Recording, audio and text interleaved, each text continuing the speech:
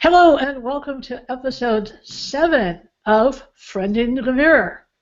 Today I have my guest is Leticia Moreno, and her topic is From Tragedy to Triumph, the Power of Personal Choice. Lety is no stranger to hardship. Her family migrated from Mexico in 1986, which came with its own set of challenges. Despite these, Lety pursued life to the fullest. She graduated near the top of her high school class, earning an MVP award 3 consecutive years. She then went on to nursing school, earning a number of certifications and finding herself faced with stressful hospital working conditions in emergency rooms and intensive care units. These physically and psychologically demanding positions fostered her curiosity regarding what transforms people from tragedy to triumph. By observing the varied reactions of people under stress, she came to recognize the need for development of stronger coping mechanisms.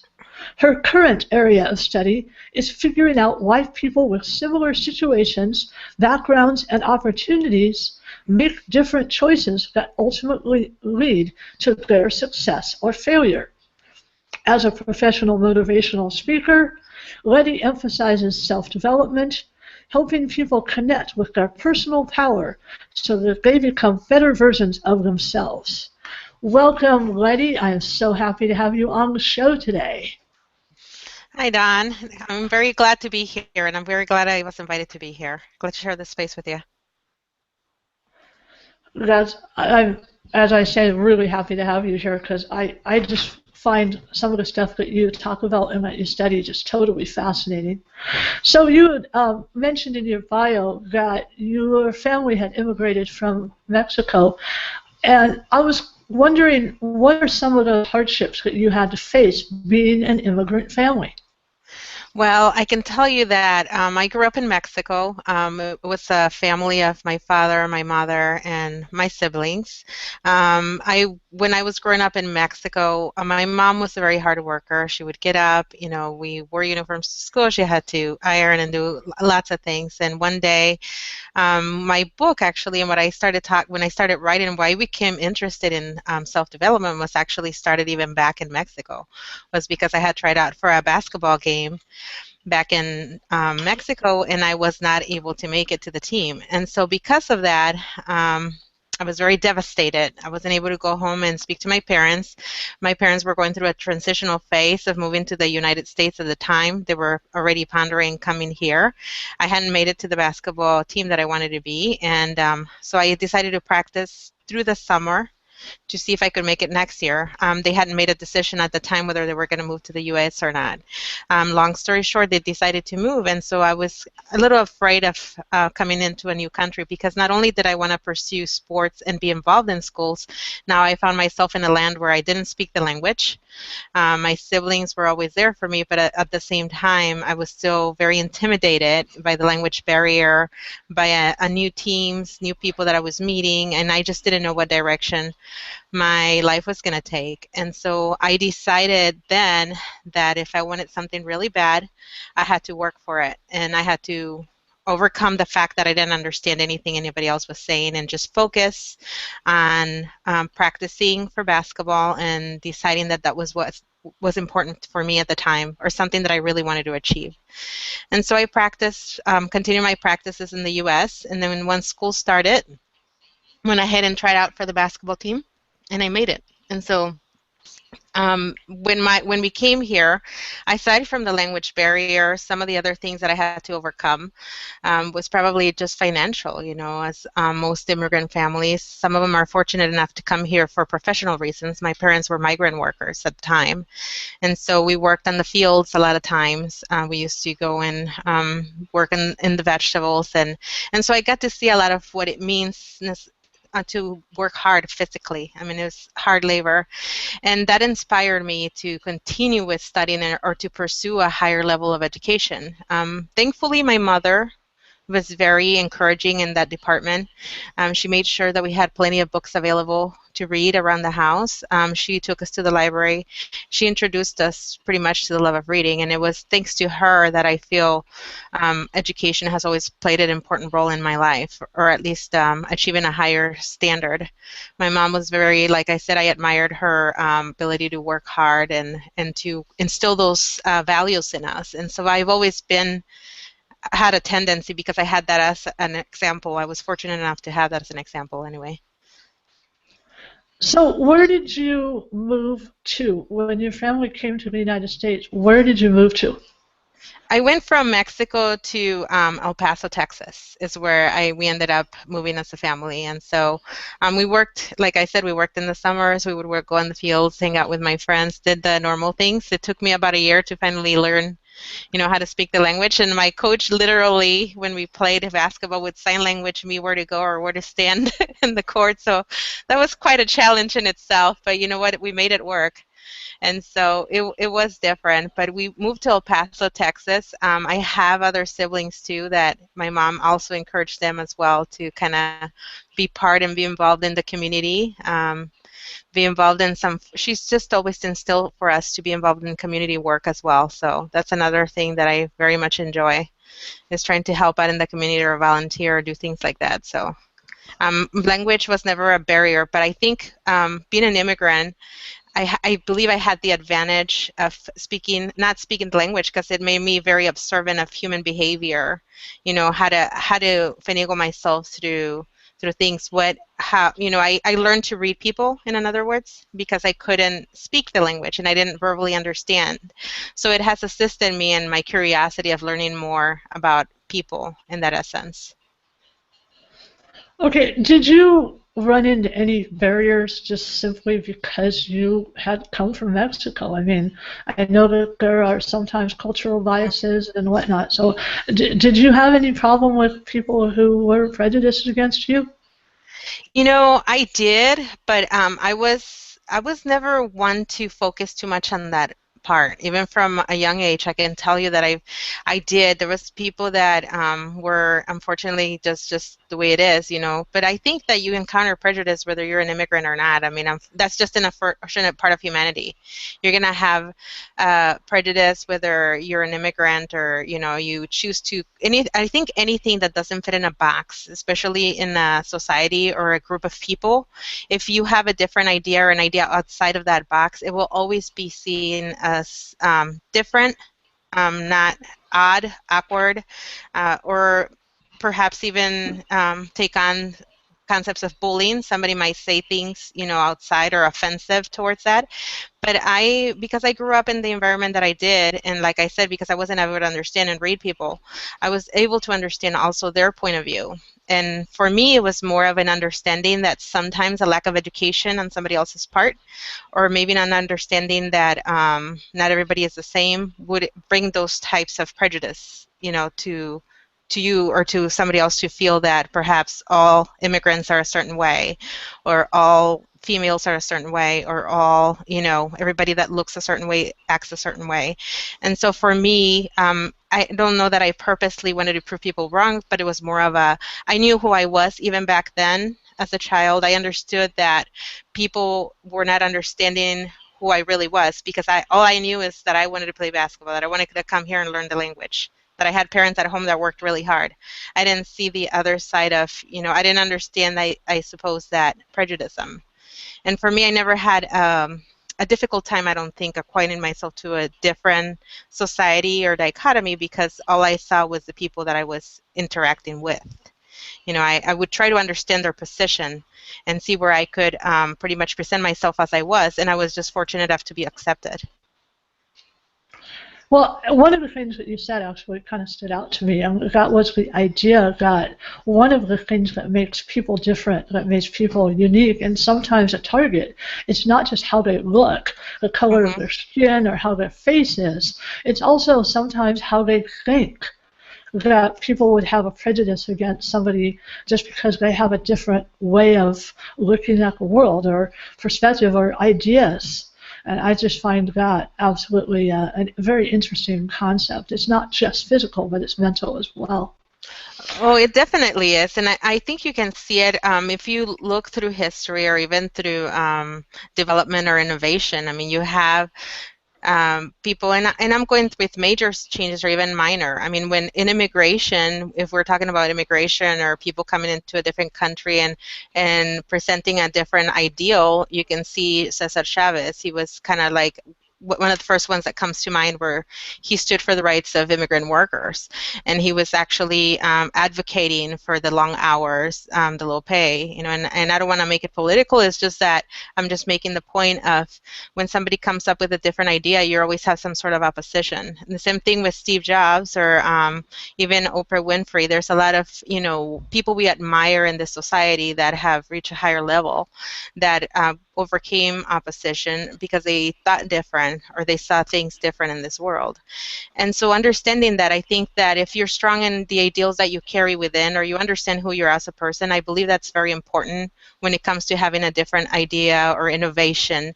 For any entrepreneur that starts on a new venture too, I believe that a lot of times they do face a lot of difficulty because you don't understand that when you bring a new idea and a concept, I think that the best way that I can say to approach it is to expect some kind of failure. When somebody's not educated enough to understand what you're bringing to the table, you have to be the better person in some essence, not the better, but the wiser in some level, and understand that the more you present yourself with respect, of course, towards the other party, then maybe they can be educated as to who you are, what you're here to do. Education, as I said, goes a long way.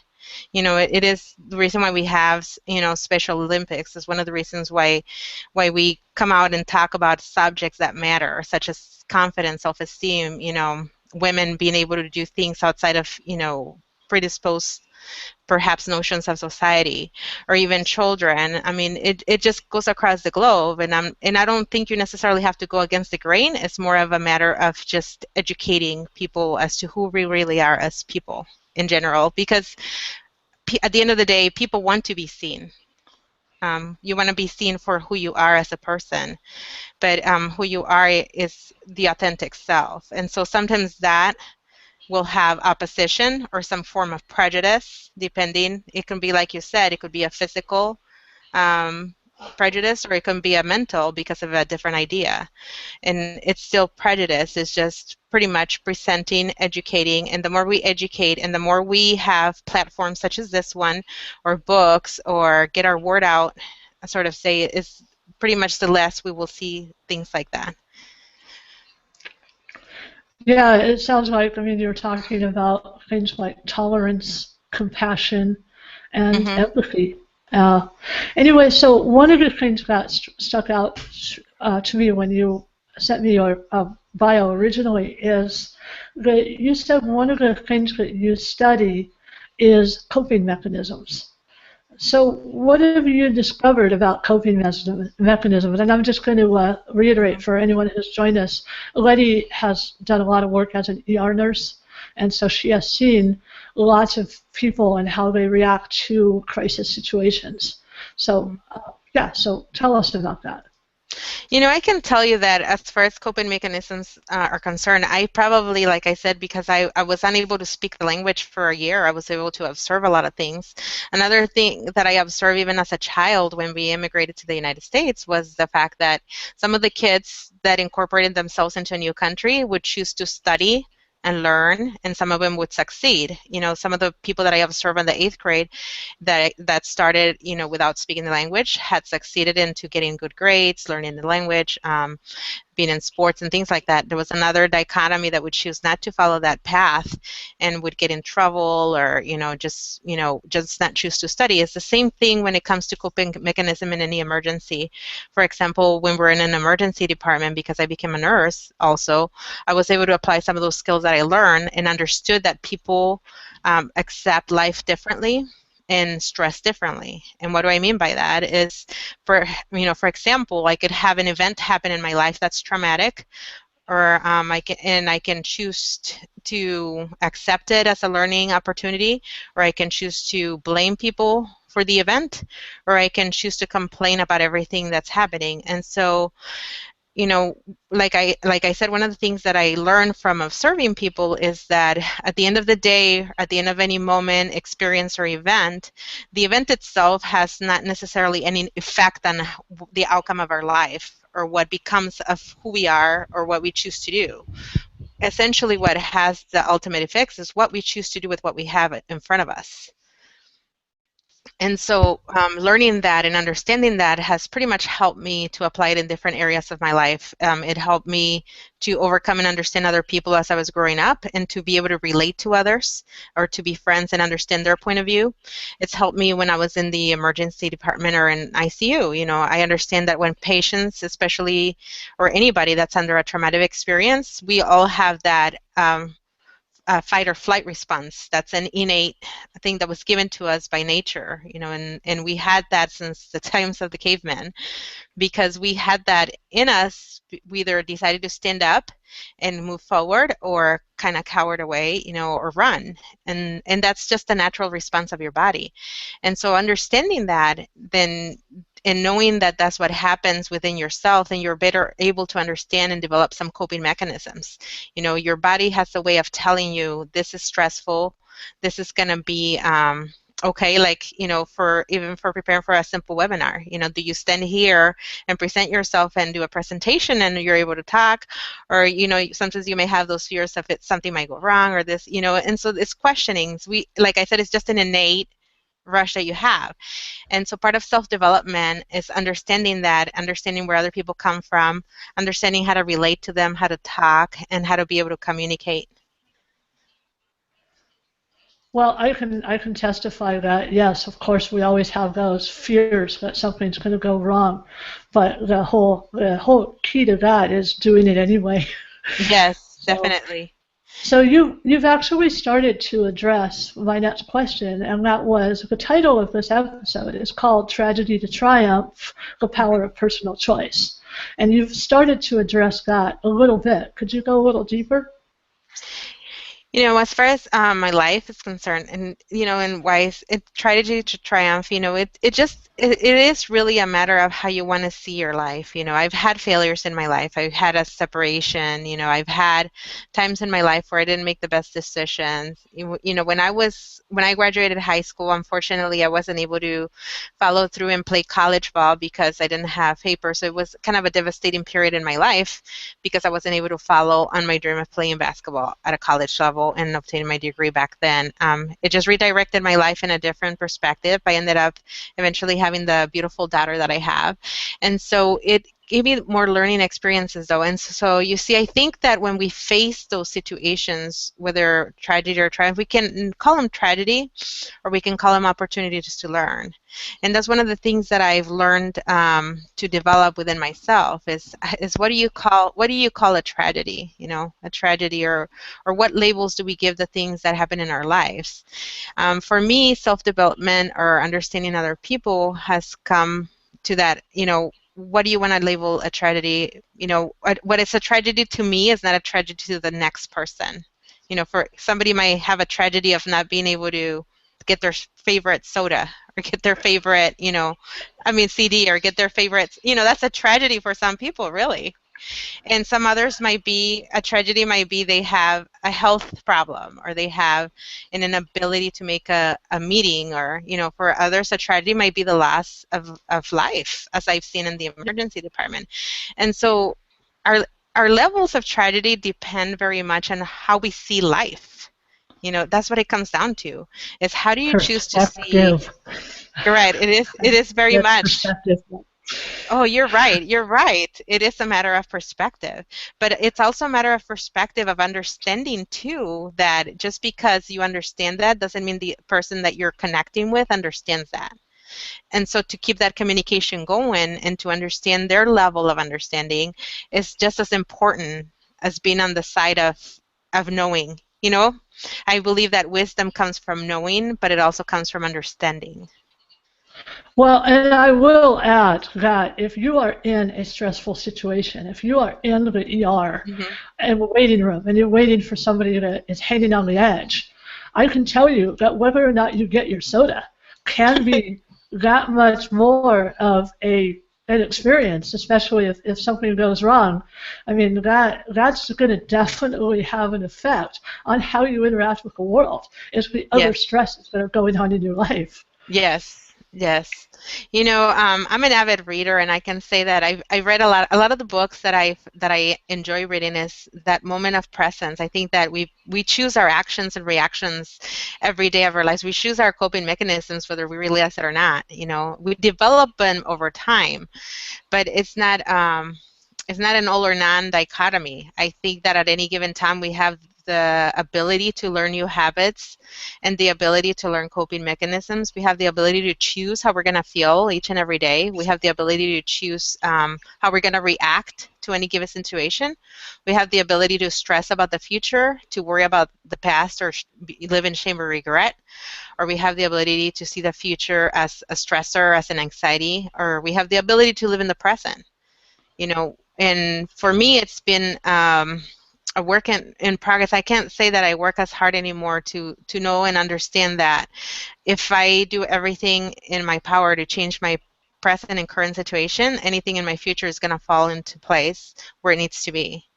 Because as long as I'm not stressing about what's happened, and as long as I'm not stressing on what might happen, then I don't have those stressors. And then with that said, I'm able to better deal with coping mechanisms, with the ability to understand that when we face prejudice, or when we face struggle, or when we face something that doesn't work, when we face anything that connotes some kind of failure or tragedy, then I'm better able to deal with it, because I understand that that is a moment in life. That's not the rest of your life. That's not the all or none mentality. That's not what's going to determine whether you're successful or not in anything you choose to do from this point on. That's only a moment in life. And so the choice that we make on how we interpret that and how we label it will ultimately determine whether it turns into a triumph or a tragedy. Right. So tell me, how do you connect people to their personal power? The way that I like to encourage people to be empowered in themselves and to have their personal power as I just kind of try to bring the best in them.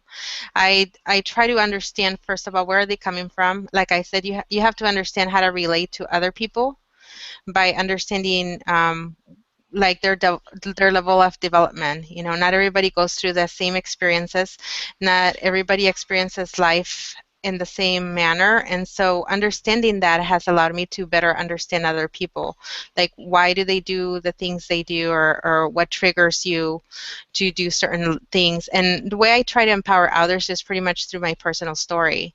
I can tell you what works for me. I can present principles that have worked. I talk about ways to develop your confidence, your self-esteem. And so with that said, I have learned then to relate to others. I have also learned that, opinions are different. And I think listening is a huge, huge part of communicating. And so the way that I can tell you that I can also empower other people is through listening. When you listen to other people, you're better able to understand where somebody else is coming from. And that makes a huge difference, in general in communication. I think a big part of communication is listening. Yeah, I certainly understand that, and that's definitely something I'm trying to get better at myself, especially with so many distractions that we have in the world.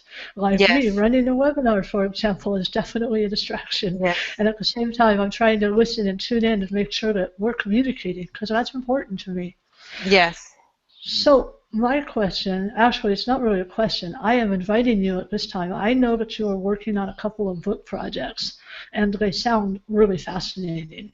And I'd like you to talk about what it is, your current book projects, what they're about, and share that with us. Okay. I have a book that I'm working on. I'm in the process of editing. I don't have the title, but my tagline is going to be Empowering Your Life by Taking Charge of Your Time. And it's going to discuss topics of confidence, believing in yourself, the ability to develop some of the coping mechanisms that we just discussed, how to live in the present, how to overcome obstacles, or how to perceive life at a different level so that we don't make our life a tragic the tragedy of Shakespeare, the tragedy of anything, because essentially it really isn't. It's a series of events and it's a series of things that you experience. And so what we choose to do with those experiences and how we translate or label any of experience that we encounter is pretty much what determines our future. And so the book pretty much talks about those dichotomies. It's divided into 12 chapters. It talks about my experiences as I was growing up, what I had to overcome, about my separation, about having to go through the struggles that I went through, and pretty much how I decided to cope with them and turn them into not necessarily a tragic event, but more of an opportunity to learn and grow. Well, your other book you mentioned is you're working on a book of poetry, and I'd like you to Yes. share a little bit about that too. Yes, my idea pretty much is I started writing poetry when I was in sixth grade, as far as back as I can remember. I mean, I've written poetry essentially since I was a young girl, and so it's always been a form of expression. It's been a coping mechanism for me. It's been something that I can vent out. And my idea of writing the books that I wrote, I decided to write the poetry. So each chapter that I have written is going to have a poem, and it's also going to have a quote that I have developed. And not only is it going to have the quote and the poetry in the chapter in itself, I'm going to go ahead and just, like I said, write the book of poetry that'll have some of my poems from when I was a child up to adulthood. And those are a lot about self-development, about how to cope with certain things. They're about pretty much a form of personal expression. Another thing, I am a writer. I enjoy writing very much. And so another thing that I've written is the fiction work. And the fiction work is something that I've implemented with those things that I've experienced throughout my life, but pretty much in fictional characters. So I'm very much, I can say that I'm enjoying myself a lot in writing those things and just putting them out there to the world and creating some sort of value. Yeah, and in the meantime, with all this other stuff, you're actually still working in nursing, aren't you? Yes, I am. Yes, I am. And so, I'm pretty much, I can say that I enjoy my work as a nurse. It has taught me so much, but I also very much enjoy this speaking that I'm doing, the writing that I'm doing, and just pretty much connecting and sharing every bit of knowledge that I've acquired through these years, through my experiences, and making a difference in everybody else's lives and essentially the world, and just allowing somebody else to empower themselves at their level, because ultimately we don't want to be a carbon copy of somebody else. A lot of us seek individuality and how to cope better, how to be happy in this moment. And so my goal is pretty much to teach you how to be able to achieve that within yourself, how to self-develop, how to have the confidence to stand here and speak, or how to have the ability to say, I'm here and I can do this because I'm worthy, because I was here, and because I deserve it, essentially. Well, one thing, it's funny, when we're growing up, when we're younger, it seems like there's all this pressure to conform. And yet, once we get older, what do we want to do? We want to look different. We want to stand out. And so we're always fighting for ways, well, how can we stand out? So the one important question, and my last question for you is this. If you had a piece of advice for somebody, something, an action point, an action item that they could start today to do that would help improve their life, what would you recommend to them? If I had one point of advice for somebody to develop and overcome any obstacle, is pretty much believe the fact that whatever current situation, if you're facing a struggle, if you're facing a bump in the road, as we call it, if whatever it is or whatever stage you're at in your life, whether you face it now, you faced it in the past, or you will face it eventually, understanding that you are not your past, you are your current state, and whatever your current state is develops your future. And what do I mean by that is, if you want to develop into the best version of yourself, or you ultimately want to become the best version of yourself, or you feel like you can do some improvement in any area of your life, is pretty much understanding that whatever has occurred in your past or any point, nobody holds it against you except yourself. Even if people talk or say or do, at the end of the day, it comes to a personal accountability. And what do I mean by that is pretty much what we tell ourselves becomes our reality. And so if we choose to decide that we don't deserve any better, or we can't change or transform, then that's how we get stuck in past tense thought processes. And so for me, I would say that if you want to develop, just understand that you're never your past. You're your current state of mind. You're your present. And so how do we develop that? You can read books about self-development.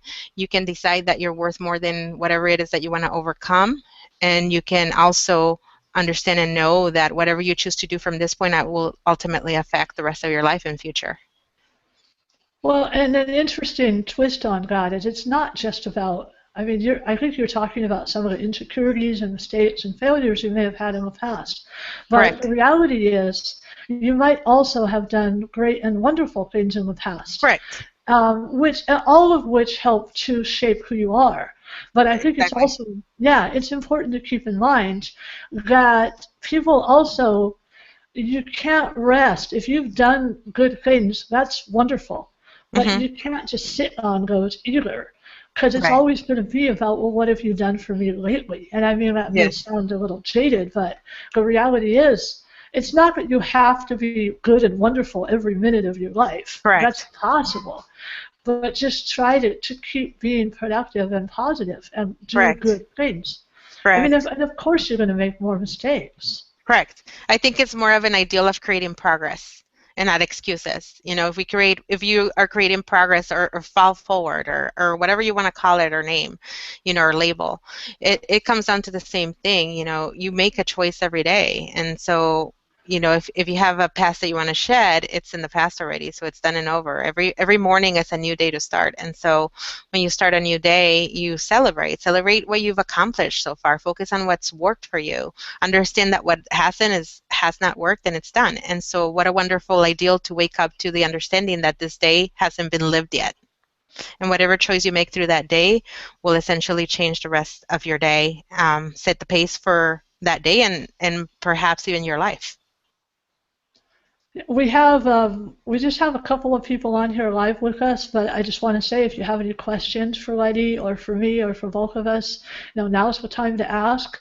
You can find Lety on her website. I'm just going to come back to her real quick because you can see it on her name thing, but it's Lety More. That's Lety More, MORE.com.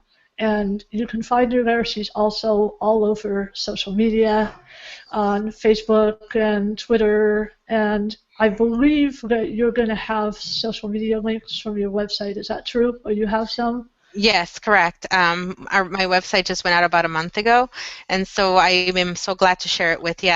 So please stop by at www.letymore.com. I will be having icons so you can connect with me on Facebook, Twitter, and Instagram. I would be glad to connect with you. I'm always trying to inspire, set value, create something that'll hopefully make you think on how you can apply, just quotes and tools that you can apply to your life essentially to become a better version of yourself, or at least to inspire you to think differently.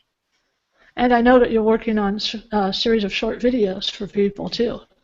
Yes, I am. Every Monday on my Facebook page. So if you'd like to connect with me there, under Lety, author, speaker, personal coach. And so you can go on there.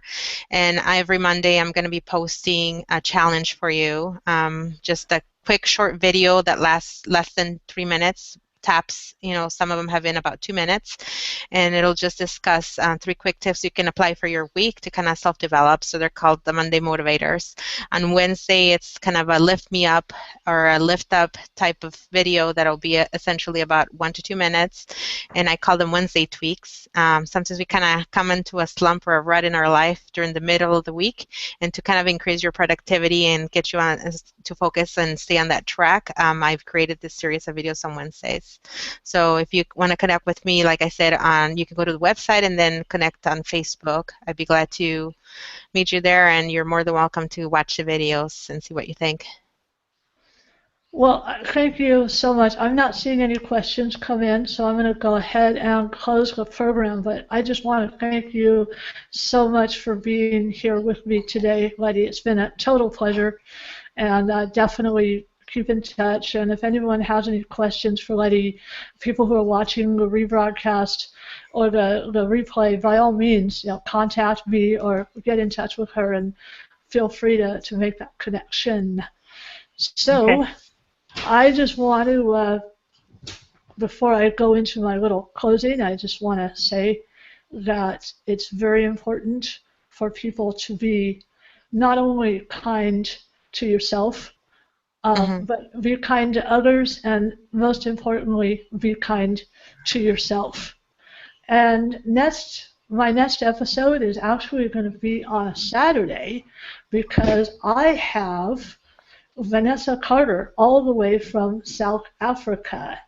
And the title of her webinar is Driving Online Global Medical Innovation. And she describes herself as the first South African facial difference patient and digital health activist. She's also an ambassador to Doctors 2.0 and You. Now, what is all that? Well, we're going to get into that on Saturday the 18th, and that'll be at 11 a.m. Pacific, 2 p.m. Eastern, or 8 p.m. if you're in South Africa. So again, be kind to yourself and others. And thank you very much, Dan.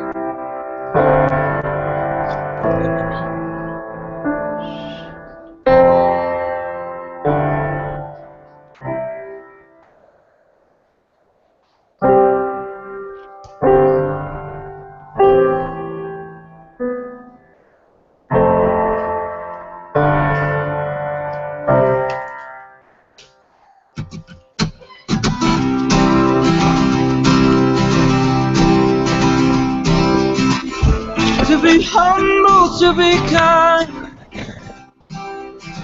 it is a giving of peace in your mind. To a stranger, to a friend, to give in such a way that has no end.